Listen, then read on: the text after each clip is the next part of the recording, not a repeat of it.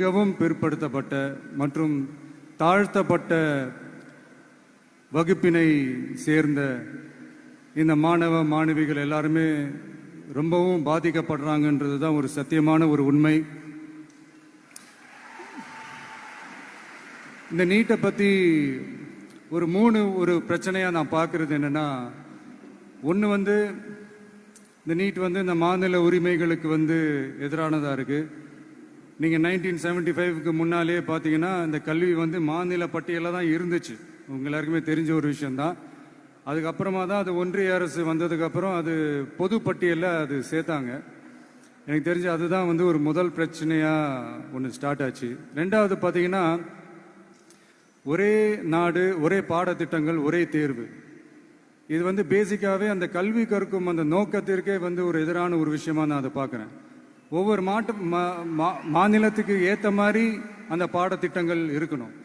இது நான் மாநில உரிமைகளுக்காக மட்டுமே இதை நான் கேட்கல. நீங்கள் பார்த்தீங்கன்னா அந்த கல்வி முறையில் பல்வேறு கண்ணோட்டங்கள், பல்வேறு பார்வைகள், டிஃப்ரெண்ட் பர்ஸ்பெக்டிவ்ஸ்னு ஒன்று சொல்லுவாங்க இல்லையா, அப்படி அதுக்கு ஒரு முக்கியத்துவம் கொடுக்குற ஒரு விஷயமா அது இருக்கணுன்றதான் என்னுடைய பார்வை. Diversity is a strength, it is not a weakness. பன்முகத்தன்மை அப்படிங்கிறது அது ஒரு பலமே தவிர பலவீனம்னு சொல்ல முடியாது. இதில் இன்னொரு முக்கியமான ஒரு விஷயம் என்னன்னா, மாநில மொழியில் படிச்சுட்டு ஸ்டேட் சிலபஸில் படிச்சுட்டு என்சிஇஆர்டி சிலபஸில் தேர்வு வச்சா அது எப்படிங்க? அதுவும்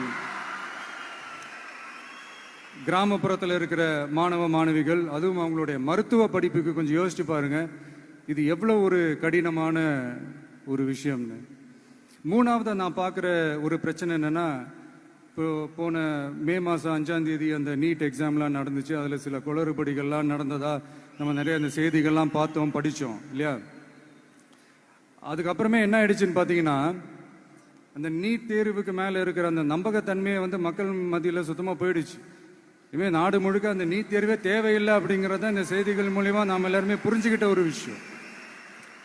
சரி, இதுக்கு என்னதான் தீர்வு அப்படின்னா, நீட்டு விலக்கு தான் இதுக்கு உடனடி தீர்வு. நீட்டு ரத்து கோரி தமிழக சட்டமன்றம் கொண்டு வந்திருக்கிற அந்த தீர்மானத்தை நான் மனப்பூர்வமாக வரவேற்கிறேன். இதுக்கு அந்த ஒன்றிய அரசு அந்த கால தாமதம்லாம் எதுவும் செய்யாமல் தமிழ்நாட்டு மக்கள் அவங்களுடைய உணர்வுகளுக்கு மதிப்பு கொடுத்து இதை சீக்கிரமாகவே இதை சால்வ் பண்ணணும் அப்படின்றதான் இங்கே நான் கேட்டுக்கிறேன். சரி, ஓகே, இதுக்கு நிரந்தர தீர்வு தான் என்ன அப்படின்னா, அந்த கல்வி பொது பட்டியலேருந்து மாநில பட்டியலுக்கு கொண்டு வரணும். ஒருவேளை அதில் ஏதாவது சிக்கல்கள் இருக்கு அப்படின்னா ஒரு இடைக்கால தீர்வா இந்த இந்திய அரசியலமைப்பு சட்டத்தை திருத்தி ஒரு ஸ்பெஷல் கன்கரண்ட் லிஸ்ட், சிறப்பு பொது பட்டியல் அப்படின்னு ஒன்று உருவாக்கி அதில் கல்வி மற்றும் சுகாதாரத்தை அதில் சேர்க்கணும்.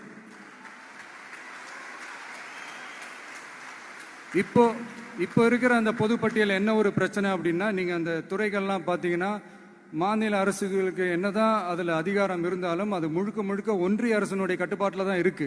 அதனால மாநில அரசுகளுக்கு அந்த முழு சுதந்திரத்தை அது தரப்பட வேண்டும் அப்படின்றதான் இங்கே என்னுடைய தாழ்மையான ஒரு வேண்டுகோள்.